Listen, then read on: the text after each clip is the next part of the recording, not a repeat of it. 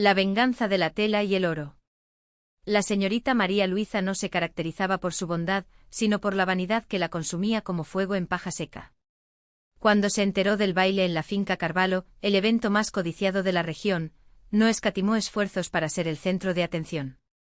Encargó a Lisboa un vestido de satén azul medianoche bordado con hilos plateados que brillaban como estrellas al menor movimiento. El escote atrevido, las mangas ajustadas, la falda que se abría como un abanico al bailar, era una obra maestra cosida para dar envidia a todas las demás damas. Pero el día del baile, mientras la esclava Joana planchaba los impecables pliegues de su vestido, un accidente o tal vez no manchó el dobladillo con una gota de cera caliente. La marca era pequeña, casi imperceptible, pero suficiente para que María Luisa se enfureciera. Con los puños cerrados y la voz temblorosa de ira, ordenó: «Usarás este vestido en mi lugar. Y si se mancha, se ensucia o se rasga, pagarás con 20 latigazos». Joana no discutió. Sabía que cualquier palabra sería una invitación a más castigo. Aceptó el corpiño ajustado, las enaguas que le arañaban las piernas, los tacones altos que la hacían tambalear. Cuando el carruaje se detuvo frente a la casona de los Carvalho, los invitados ya bailaban al son de un piano desafinado.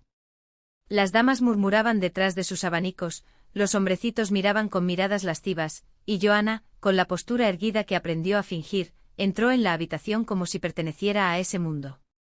Al principio fue solo silencio. 1, 2, 3 compases en los que todos se detenían a mirar a la esclava vestida de dama. Luego vinieron los susurros. «¡Qué atrevida la de María Luisa! ¿Te has vuelto loco? Incluso parece una reina».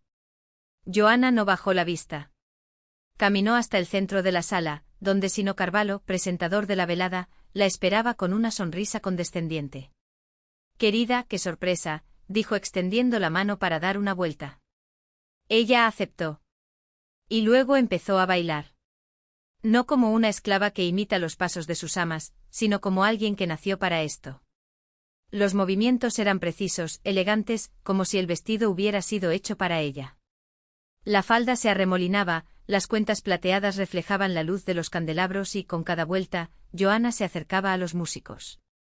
Hasta que, con un gesto casi imperceptible, intercambió una mirada con el viejo violinista, un ex esclavo que conocía bien el peso de la humillación. El ritmo cambió. El piano se cayó y, en su lugar, empezaron a sonar los tambores. Bajo, profundo como el corazón de la tierra. Los violines adquirieron un tono agudo, casi salvaje, y de repente toda la sala se llenó con el sonido de un lundu. Una danza prohibida, sensual, que las amas solo se atrevían a practicar en secreto, pero que los esclavos bailaban en las dependencias de esclavos, libres del juicio de los blancos. Juana sonrió. Y luego, con las manos en las caderas y balanceando las caderas, empezó a bailar de verdad. Los invitados se retiraron escandalizados. Las hermanas se llevaron las manos al pecho y los hermanos tragaron saliva. Algunos esclavos que servían bebidas en los bordes de la habitación, se detuvieron a mirar con los ojos brillantes. Sino Carvalho intentó intervenir, pero su voz se perdió en el ritmo contagioso. Incluso los músicos, ya liberados de la etiqueta, se entregaron a la melodía y pronto, otros pies empezaron a tocar el suelo, otras manos a aplaudir. María Luisa llegó demasiado tarde. Cuando irrumpió en la habitación, jadeando y sonrojada de ira, no encontró a un esclavo humillado, sino a una multitud bailando al son de una música que nunca entendería. Joana, en el centro de todo, era la reina de la noche no por el vestido, sino por el coraje que irónicamente le había dado. «¡Basta ya!», gritó la señora arrancando el abanico de su bolso con tanta fuerza que los palos de marfil se rompieron. Nadie obedeció. Hasta que Sino Carvalho, entre la vergüenza y la fascinación, tomó la palabra. «Mi querida María Luisa, si la intención era brindarnos un espectáculo, debes aceptar nuestras felicitaciones. Tu esclava baila como ninguno de nosotros bailará jamás».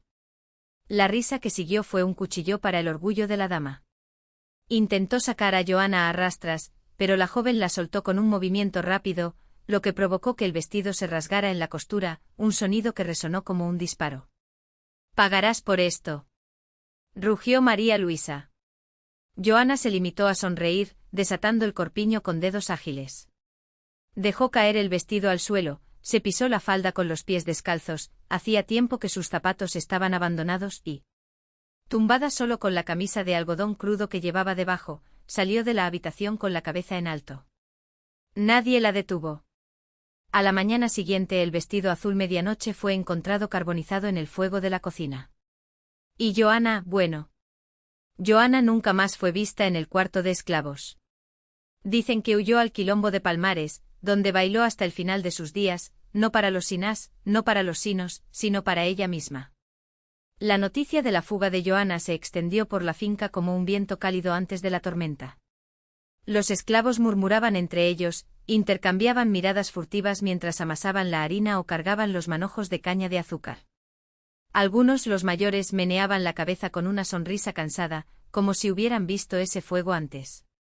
Otros, los más jóvenes, sintieron que su corazón latía más rápido, preguntándose si ellos también podrían, algún día, romper sus propias ataduras. María Luisa, sin embargo, no sonrió. Pasó 3 días encerrada en su habitación, con las cortinas cerradas, mientras su marido, el coronel Bastos, ladraba órdenes a los capataces.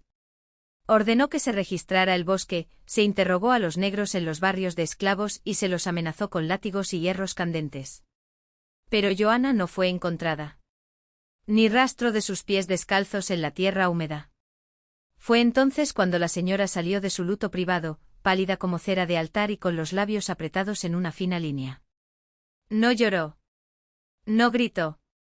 Simplemente se sentó a la mesa del comedor, donde el desayuno estaba frío e intacto, y ordenó que le trajeran a la costurera de la mansión. «Quiero otro vestido», dijo con voz tan fría que la pobre mulata tembló al oírla. «Igual que el que quemó aquella ingrata.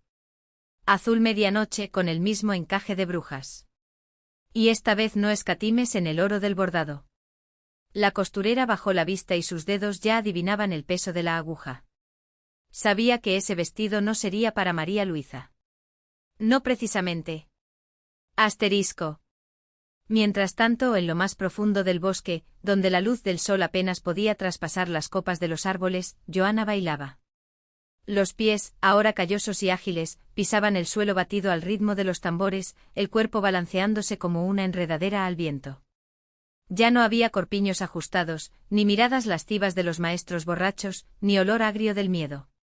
Solo el sudor que le corría por la espalda, su respiración agitada y la certeza de que cada movimiento de ella era una afrenta para quienes la habían llamado algo. «Bailas como si la pista fuera tuya», dijo una voz a su lado.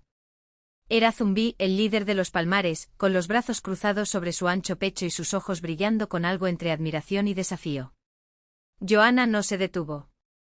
Ella simplemente se dio la vuelta, su falda de tela tosca se arremolinaba y se rió. «¿Por qué lo es?»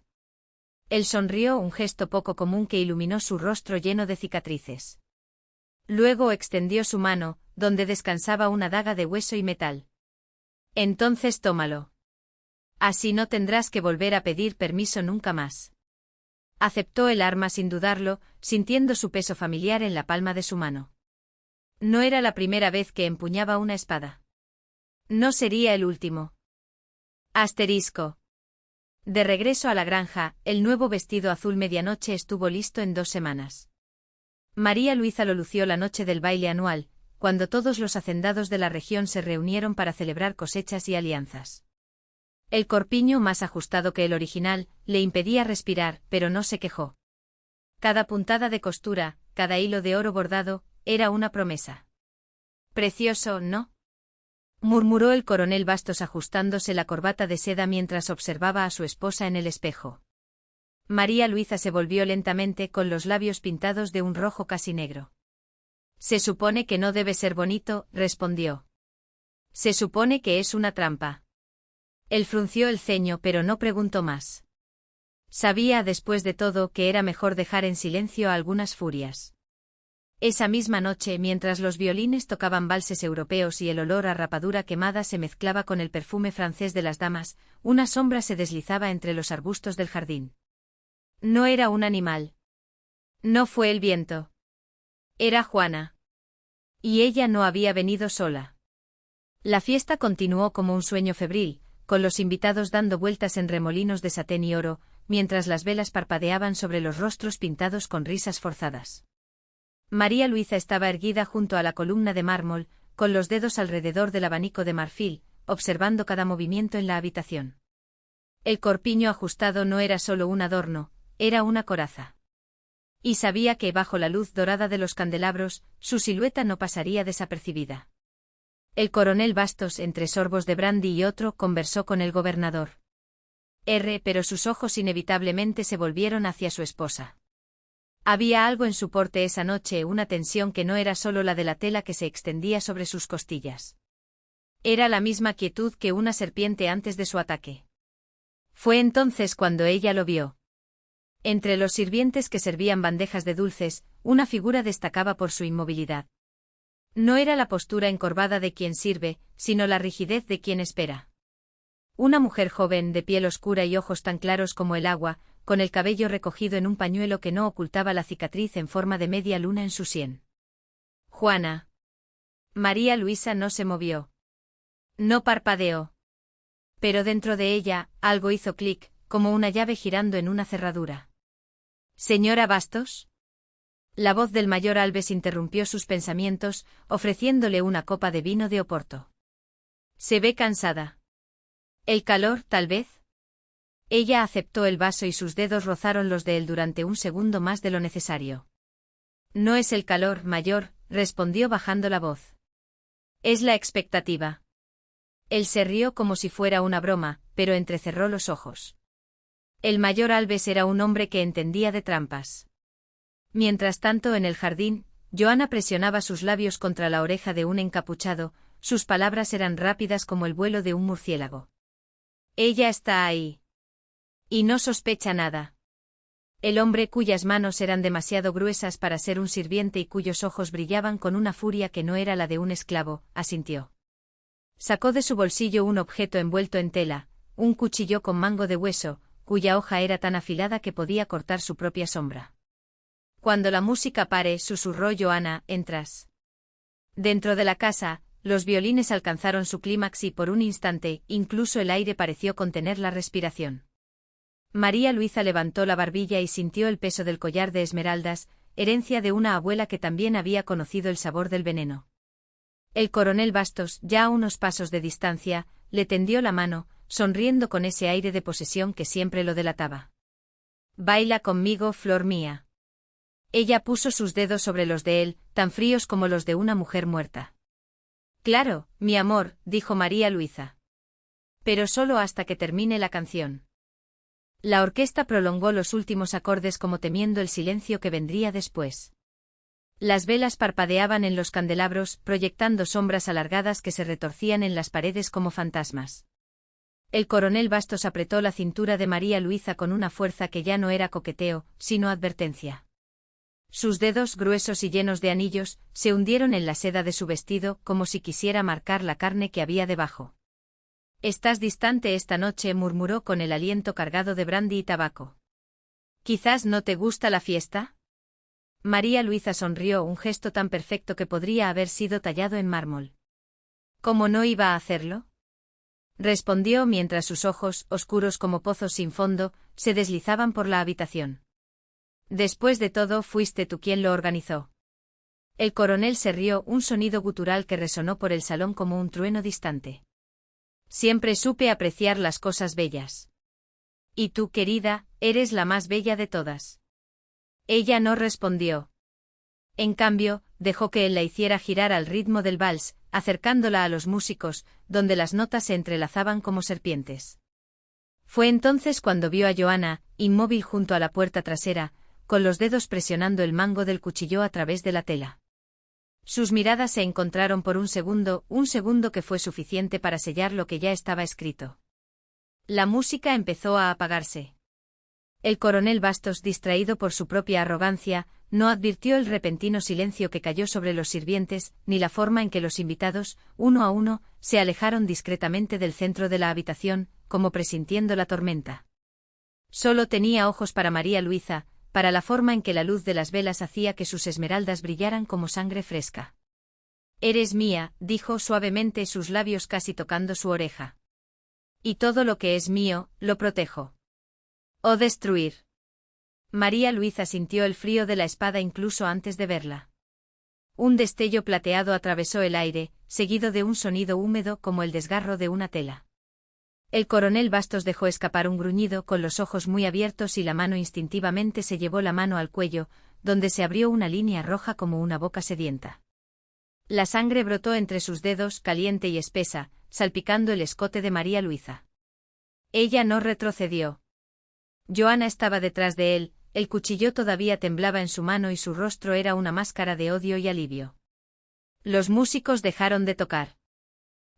Los invitados contuvieron la respiración. Algunas mujeres se llevaron las manos a la boca, pero no se escuchó ningún grito. Era como si el tiempo se hubiera solidificado, espeso como miel envenenada.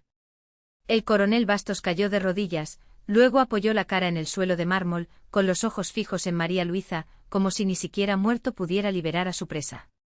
Observó impasible cómo la sangre se extendía en charcos oscuros, reflejando la luz de las velas como espejos rotos. Era mío, susurró, su voz ya espesa por la muerte. Todo era mío. María Luisa se inclinó ligeramente como si fuera a besarle la frente. Nunca lo fue, respondió antes de enderezarse. Joana limpió la espada en el abrigo del coronel, con los ojos ahora secos y la furia reemplazada por una calma aún más aterradora. No hubo prisa ni pánico. Los sirvientes, que llevaban años sufriendo en silencio, cerraron las puertas del vestíbulo con un fuerte clic. Los invitados, aquellos que también tenían cuentas que saldar, permanecieron donde estaban como estatuas. Afuera el viento aullaba entre los árboles del jardín, trayendo olor a tierra mojada y flores podridas. En algún lugar, un reloj dio la medianoche. María Luisa se quitó el collar de esmeraldas y lo dejó caer sobre el pecho inerte del coronel. Las piedras verdes brillaban teñidas de rojo como si finalmente hubieran encontrado a su verdadero dueño. «Quémalo todo», ordenó sin dirigirse a nadie en particular. «A las cenizas». El silencio de la noche habló. La sala, antes llena del hipócrita murmullo de elogios y risas forzadas, ahora respiraba un aire espeso, cargado con el peso de décadas de humillación. El coronel yacía tendido sobre la alfombra persa, con los brazos abiertos, como si todavía quisiera abrazar el mundo que alguna vez creyó suyo. La sangre oscura y espesa formaba charcos entre los diseños de la tela, como si la misma tierra bajo sus pies la rechazara. Joana no soltó la daga. Sus dedos, que antes temblaban de odio, ahora la sujetaban con una firmeza que asustaba incluso a quienes la conocían desde hacía años. Se arrodilló junto al cuerpo, no por respeto, sino para susurrarle algo al oído, palabras que solo ellos dos entenderían, un secreto que se llevaba más allá de la muerte. Cuando se levantó, sus ojos se encontraron con los de María Luisa, y entre ambos no fue necesario decir nada más. Ambos sabían que esa noche no era el final, sino el comienzo de algo mucho más grande. Afuera, los sirvientes se movían en silencio. Hombres que habían sido azotados por orden del coronel, mujeres cuyos hijos habían sido vendidos para pagar deudas de juego, ahora todos se reunían en los pasillos oscuros, intercambiando miradas de complicidad. No había miedo en sus rostros, solo fría determinación. Algunos llevaban cubos de aceite, otros portaban antorchas. No necesitaban órdenes para saber qué hacer. Dentro del salón, los invitados, aquellos que durante años se doblegaron ante la tiranía del coronel por conveniencia o cobardía, permanecieron inmóviles. El juez Correa, cuyos fallos siempre favorecían a los poderosos, ahora sudaba bajo su cuello almidonado. Doña Isabel, una viuda rica que financió más de uno de los negocios sucios del muerto, se apretó los guantes de encaje hasta que le dolieron los dedos. Ninguno de ellos se atrevió a moverse. Sabían que esa noche las reglas habían cambiado. «Tienen una opción», dijo María Luisa, finalmente volviéndose hacia ellos. Su voz era tranquila, casi melódica, pero tenía el peso de una frase. «Puedes irte ahora y llevarte solo lo que lleves puesto. O pueden quedarse y ayudar a limpiar». Un silencio siguió a sus palabras. Luego lentamente el juez Correa tragó saliva y dio un paso atrás. Doña Isabel lo siguió, los tacones de sus zapatos resonaban como martillos en el suelo de mármol. Uno a uno los invitados se retiraron abandonando copas de cristal, joyas prestadas y promesas incumplidas. Ninguno de los dos miró hacia atrás. Cuando se cerró la última puerta, Joana encendió la primera antorcha. El fuego empezó lentamente como un suspiro. Las cortinas de terciopelo empapadas en aceite se prendieron primero y se convirtieron en lenguas danzantes que lamían las paredes. Los retratos de los antepasados del coronel, hombres de rostros severos y miradas crueles, se enroscaron sobre sí mismos, consumidos por las llamas como si el infierno mismo los reclamara. El olor a madera quemada se mezclaba con el cuero de los muebles, el papel de los documentos falsificados y la sangre seca. María Luisa miraba desde las ventanas del segundo piso, el reflejo de las llamas bailando. ING en tus ojos. Allí no había tristeza ni triunfo. Simplemente un alivio profundo, como si una vieja herida finalmente estuviera sanando. A su lado, Oana sostenía la daga contra su pecho, las lágrimas secas dejaban marcas saladas en sus mejillas. ¿Y ahora?, preguntó una de las criadas, una joven llamada Rosa, cuya madre había muerto de agotamiento en los campos de algodón del coronel. María Luisa sonrió por primera vez en años. No era una sonrisa amable, sino una que prometía justicia. Ahora, reconstruimos. Cuando salió el sol, ya no quedaba casi nada de la mansión. Solo cenizas, algunas paredes negras como el hollín y el esqueleto retorcido de una escalera de hierro. Los habitantes que durante años habían bajado la vista al pasar por la propiedad, ahora se reunían en pequeños grupos, susurrando, observando el humo que aún se elevaba en perezosas espirales. Nadie lloró por el coronel. Ningún sacerdote fue llamado para orar por su alma. Los periódicos que alguna vez lo elogiaron, publicaron solo una breve nota sobre un incendio accidental, sin mencionar nombres. Los restantes poderosos prefirieron olvidar que él había existido alguna vez. Pero las mujeres no lo han olvidado. Oana, María Luisa y los demás se reunieron en las tierras devastadas, donde solía estar el jardín de flores podridas. Cavaron la tierra con sus propias manos, plantando semillas que habían mantenido en secreto, no algodón ni caña, sino maíz, frijoles y hierbas medicinales. No sería una cosecha rápida ni rentable. Pero sería de ellos. Con el tiempo vinieron otros. Viudas, huérfanos, esclavos liberados que no tenían a dónde ir. La casa que nació de las cenizas no era una mansión, sino una construcción sencilla, de madera y barro, con amplias ventanas y puertas que nunca se cerraban para quien necesitaba refugio. Allí no había sirvientes. Solo gente. Y por la noche, cuando el viento aullaba entre los árboles en crecimiento, se sentaban en círculo alrededor del fuego y contaban historias. No venganza sino resistencia. No de odio sino de libertad. Porque algunas llamas, una vez encendidas, nunca se apagan del todo. Simplemente esperan el momento de renacer.